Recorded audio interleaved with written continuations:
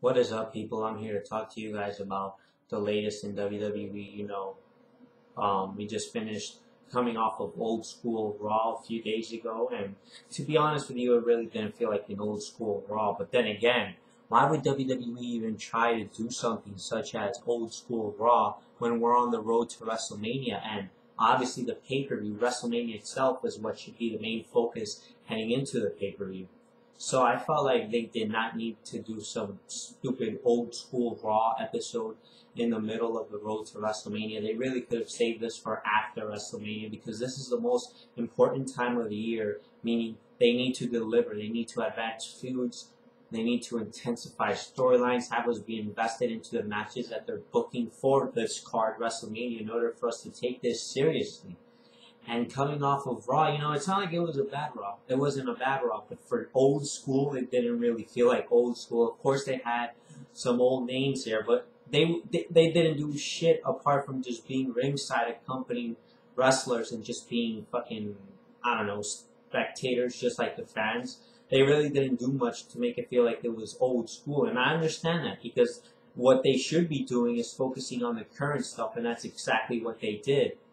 But is it just me, or am I still not, does it still not feel like WrestleMania is coming? Because you look at the card right now, and so many of these matches we've already seen in the last year. So it's like I'm not as excited for any of these matches. I'm not looking forward to any of these matches and thinking, oh man, this is the most anticipated match of all time. For example, John Cena versus The Rock for the WWE Championship. We all saw this coming.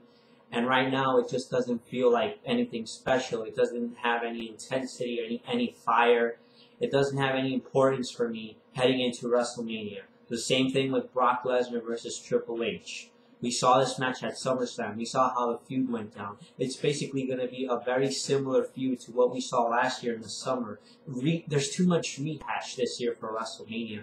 And that's why I just don't feel like something big is coming, like a huge pay-per-view is coming. It just doesn't feel like the biggest pay-per-view of the year, that being WrestleMania, is coming.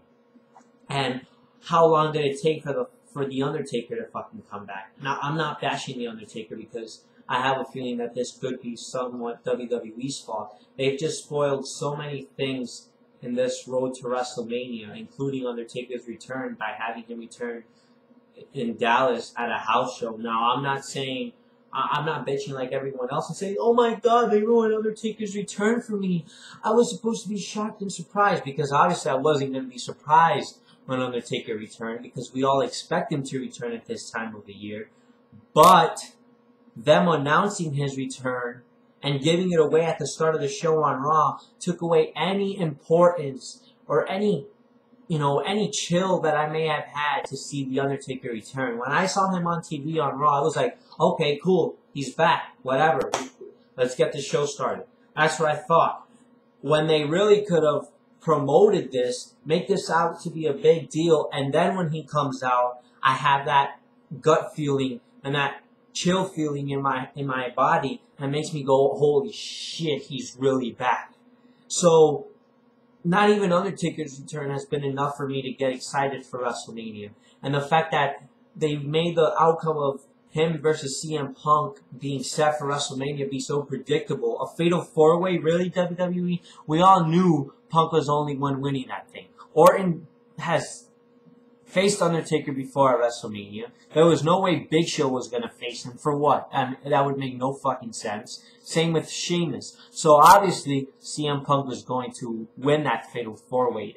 But they did it in the most predictable fashion ever. I wouldn't have mind if they actually went out and made us think, oh, maybe Punk's not facing Undertaker and he's facing someone else. Maybe if they would have done some other scenario to make us think that, but they didn't. They just threw in some random shit at the last minute.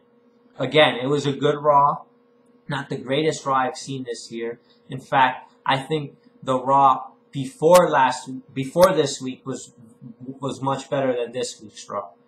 But yeah, guys, I mean, so far this card just looks like a normal pay-per-view. It's not a normal pay-per-view. Don't get me wrong. It's not going to be like any other pay-per-view. But on paper right now, it looks like any other pay-per-view card that we would see for a Royal Rumble or a SummerSlam or, you know, anything like that. Now, I know the pay-per-view itself, when we get to April 7th, it's gonna have that WrestleMania feeling to it. But right now on paper, I'm just not excited. John Cena versus The Rock. Brock Lesnar versus Triple H. And then, what's the other match? CM Punk versus The Undertaker. 3 matches that were booked in the most predictable fashion ever. And I'm having a hard time believing that 50% of the WrestleMania card is already stacked, is already booked. We already have 4 matches set, and it looks like they're about to add 2 more, which still has yet to be confirmed. But the Shield versus Big Show, Randy Orton, and Sheamus, and then Ryback versus Mark Henry. So it's like half of the field of WrestleMania is already full, and the other half, it's like, what's there left to look forward to? Because most of these matches, I'm just not looking forward to them. And when you look at these matches, those are the only matches we're going to be getting at WrestleMania. Those are the matches we have to look forward to, because those matches are already set. And they're not going to add, you know, fucking 8 more matches. That's not how this is going to work. So 50% of the WrestleMania field is stacked. We have another 50% to go. What's going to be the leftover? Because the mid-carders so far are left out. What are they going to do with guys like The Miz? What are they going to do with the Wade Barretts? You know, the Antonio Cesaros, the guys who carry the title, the Kofi Kingstons, the mid-carders. What are they going to do with them? Because right now it doesn't seem like they have any plans for them. And so what matches are they going to fit into? Another fucking 7-on-7 tag team match, or whatever the case was last year when we had Team Johnny versus Team Teddy. I don't want to see another bullshit match like that. If you don't have anything for these mid-carders, throw them into the Money in the Bank ladder match. Bring back the Money in the Bank ladder match for WrestleMania. Because you can't keep burying your mid-carders each and every single year for the biggest pay-per-view of the year. That's why these stars are not being built. That's why you have to revolve around your old guys, because you don't build your new talent. So I want to see these guys be booked for WrestleMania, whether it's in a Money in the Bank ladder match or not. I want to see at least 2 mid-card matches at WrestleMania. But the fact that it's being hogged, that 50% of this WrestleMania match card is being hogged by part-timers and veterans such as Brock Lesnar and The Rock and Triple H. And I'm not saying Undertaker, because Undertaker, although he is a part-timer, he adds importance to WrestleMania. And he puts over every guy he wrestles at WrestleMania. Brock Lesnar's not there to put over anyone. And The Rock, well, he's only there to put over one guy, and that's the top face of the company, John Cena. So when you look at this card, it's being hogged by a lot of names that are not going to be here the night after WrestleMania, that they're going to go off and disappear again for another 6 months. So what's that going to accomplish for WWE? Oh, I get it. It's going to make money for them, because they're going to get huge buy rates out of that one pay-per-view of the year, WrestleMania. But what happens after WrestleMania? Then what happens to your other pay-per-views when those big names aren't there anymore? How are you going to get the buy rates then, WWE? So you can enjoy your little orgasm for one night at WrestleMania with all the money you're going to be achieving that night. But for the future, what's going to happen again?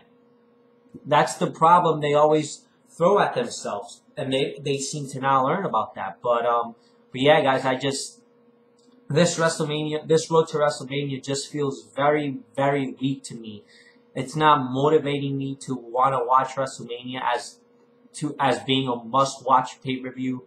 It feels dry. Like, they need to intensify this shit. We only have like 4 or 5 more weeks left, and WrestleMania's here. They really need to start picking up the pace and making these Raws be more intense, because so far there hasn't been much memorable moments coming off of Raw and SmackDowns for WrestleMania. I mean, we had that one John Cena and Rock promo, which was actually very good on Raw. But other than that, these other feuds, they haven't done absolutely anything with these other feuds. They need to start promoting these feuds. They need to start building these feuds and start building that anticipation to the fans. Start making us be invested into these matches. They're not investing in us right now. And that's the problem. And where's Chris Jericho? He made his return at the Royal Rumble, and then he just disappears. He had a match at the Elimination Chamber. Well, what's he going to do now? You can't leave Chris Jericho off the card. I don't want Dolph Ziggler to be left off the card. Now I know there's that scenario that he might cash in this briefcase at WrestleMania after the World Heavyweight Championship match, but you can't leave Dolph Ziggler off of the WrestleMania card. You need to promote this guy. You need to have him in a money-making match at WrestleMania. You need to build him as a star at WrestleMania. And just having him cash in his briefcase to become the World Heavyweight Champion in 5 seconds is not building him as a star. We've seen that with Edge. We've seen that in the past plenty of times. That is not the smartest way to build a star, because as we've seen in the past, what that does is kill their momentum. And you push them so quickly to the point where when they do cash in, we can't celebrate their reign because of how quick it happened. And basically, they're only temporary guys. So I would have Dolph Ziggler look like a star at WrestleMania and put him in a good match that lasts 10 to 15 minutes. But that's another guy you need to consider. What's he going to do at WrestleMania? Because so far it looks like he's being left out. I would match him with Chris Jericho. Have them two go at it at WrestleMania. But I like the idea of Ryback versus Mark Henry. Ryback seriously needs a big win. And I think beating a guy like Mark Henry at WrestleMania would do him major, major favors. He's been on such a slump lately. I mean, he's lost his Shield so many times. Mark Henry would be the perfect guy for him to beat at the grandest stage of them all. It puts him over. It brings back most of his credibility, as he's going to look strong again.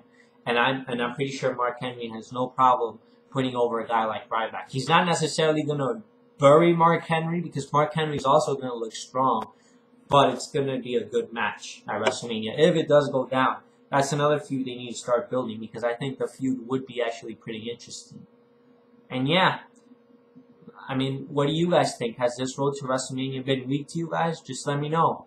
I personally would have preferred to see the Shield face Undertaker, Kane, and Ryback at WrestleMania, since it would be cool to have Undertaker and Kane, the Brothers of Destruction, reunite. And plus, the Shield is on a winning streak. Undertaker's WrestleMania winning streak would be on the line. So both winning streaks would collide on one night, and it would make it that much more unpredictable as to who would be the winners. The Shield would be on a huge momentum, so would Undertaker, but of course that match will not be happening.